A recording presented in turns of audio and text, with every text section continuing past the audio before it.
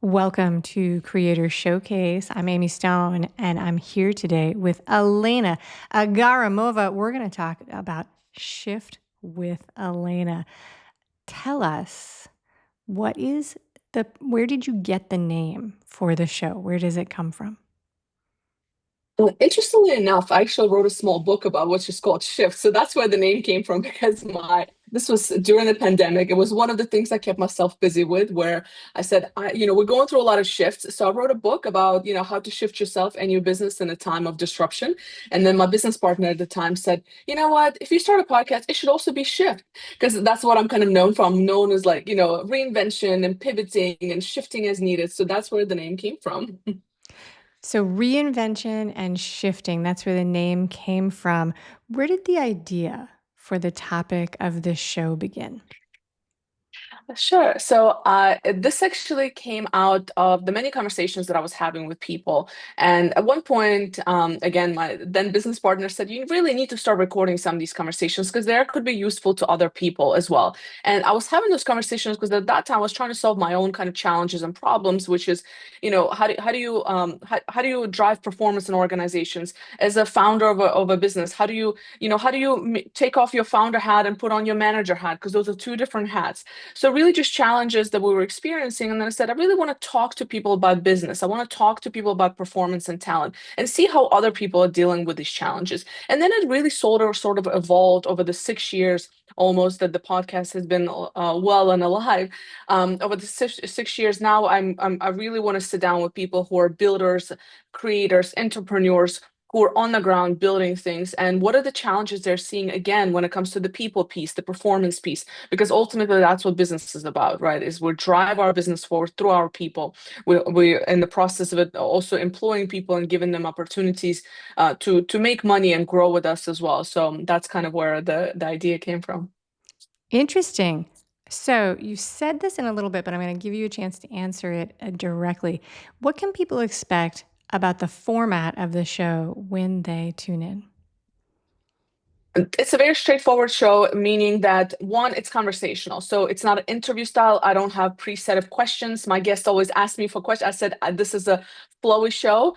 So we're going to just on the spot, we're going to talk. We're going to see where the conversation takes us. And we focus on areas of the topics that I mentioned, really about business and growth and being a founder builder on the ground. What does that actually look like? The good, the bad, and the ugly. So it's a very unfiltered, if you want to call it that. I don't like the general stuff. I don't have people who have to get their communication departments or legal departments to approve being on a show or something like that because it just dilutes the conversation.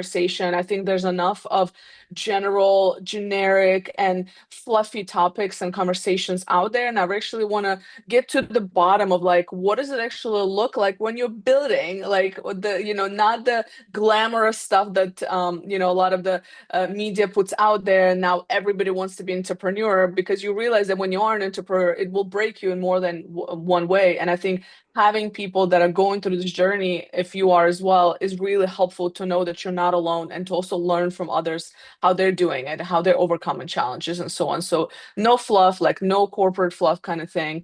Really just conversations. Conversations. So guests on every episode. Mostly, yes. I have started introducing solo episodes as well. Very nice. So share with us a little bit about who is in the audience. Would they describe themselves?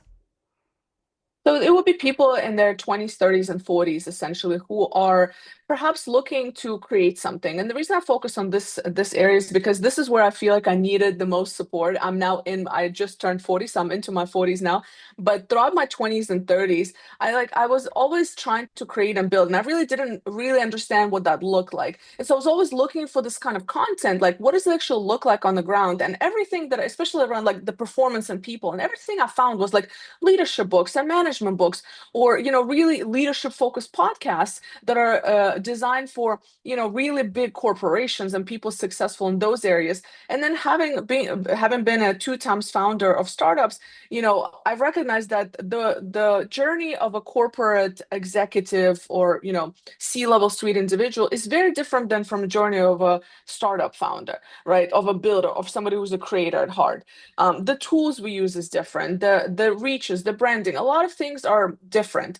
And so that it's for people in this age group who are, saying, you might have a job right now, but you're looking to build something. What does that look like when you're building something aside of a full-time role? What does it look like when you're building when you don't have the capital, when you don't have the branding and the reputation yet? What does it build to really build from ground up? Who are the people you bring on your team? I've learned along the way that people you build with and people you hire to build with you are two very different audiences. And I wish I would have known that many years ago. So, so really just diving deep into those kind of discussions, and people who, again, are looking to understand that the work on the ground looks very unglamorous compared to what some of the world of entrepreneurship is showing you, all the fancy stuff and all that. That's just not the reality of entrepreneurship. And somebody like myself who comes with no capital, no funds, no big networks or big names or brands, what does it actually look like to build from ground up? I think that's that's who it's for. Okay. So, is the audience of your show, is it nationwide? Is it global? Is there a particular region of the globe or the country that listens to your show? It's pretty global if I just look at my kind of statistics. And the part of that is because I lived in Dubai for 8 years of my life. I started a podcast when I was in Dubai. So a lot of my audience does come from Middle East and Asia. And then having moved back to the US a few years back, I've also naturally expanded the audience here. My guests are from all over the world. I just interviewed somebody who is in Thailand, for example. I interview quite a bit global individuals that I meet, as well as people in the US in person and virtually. What makes Shift with Elena unique? I really think it makes it unique because I'm genuinely curious. I genuinely, again, there's no script. There's no sponsors and so in that way. So I say what I want to say. I ask the questions I want to ask. I always say, like, selfishly, this podcast gives it's so much about my curiosity and fulfilling that. And that I think, if I were to speak to a person, I'm speaking to somebody who's like myself, who's curious, who wants to ask questions, who might feel uncomfortable asking certain questions, who wants to put the not so obvious, in front of our faces when it comes to building businesses and hiring, firing, managing, and so on. So I think my curiosity, and also just because I talk to so many people, really trying to bring some of those questions in, and just getting the right people to answer some of those questions. I think that's another thing. I believe everybody has a story. Everybody I talk to is a fascinating individual, and I think it's my curiosity through some of those conversations that then really creates a lot of great content. Well, for sure, you are the only you there can be. So I agree with that. Absolutely. So you've been making the show for 6 years. You have a choice with how to answer this question. Can you think of a moment from the past in the show that was a favorite, or a moment that you know is coming up that you'd like to highlight? Um, I think the moment is when and I don't know if it's like part of the show, but when you say that, the moment that comes up to me is that it's a weekly show, and I've been running it nonstop every single week for 5 years. At the time that the moment that I'm thinking about it, I was looking, I was like, it's been 5 years. And it was one of the first times I paused, which is why I paused the show we took a little break in between seasons, essentially. And I remember sitting there, I was like, oh my God, I've been running the show for 5 years every single week. So consistency to me shows how much I care about the show, obviously, how many people I can speak to, how many interesting people are out there, right? And I think that's what podcasting is about, is that we do it because we truly believe in, having those conversations, putting that knowledge out, putting that, education and information out there is hopefully helpful. And I think if you can maintain that level of curiosity and drive and just, ability to continue having these conversations on weekly basis for 5 years, to me, that was a big thing. So to pick any specific show, it's hard, like any specific episode, because so many of them are so interesting. I have like over 270 episodes or something at this point. So lots of really great goosebump conversations, honestly, but I think the moment, if I were to pick one, it would be at that 5-year mark. I was like, wow, it's been a weekly episode for 5 years straight.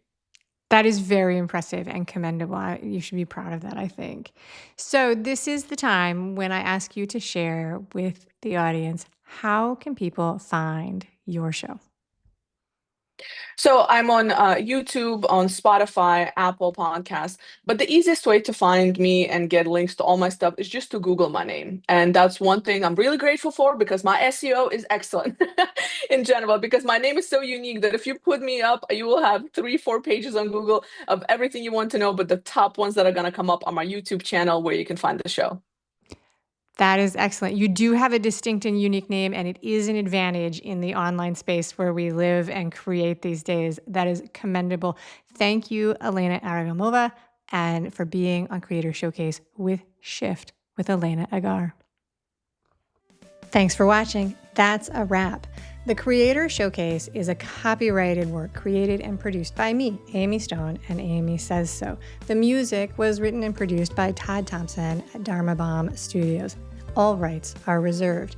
Anything expressed on this show is offered as entertainment, and the views of the guests may not always represent or match the ideas and viewpoints of the host or other guests or anybody else involved. So, now the fine print. I, Amy Stone, do not intend to hold myself out as a professional providing advice or recommendations of any kind. In the end, you and you alone need to make those kinds of decisions based on your personal and individual situation, needs, circumstances, and comfort level. Yes, it's a little weird for me to speak about myself in the third person, but you get the idea.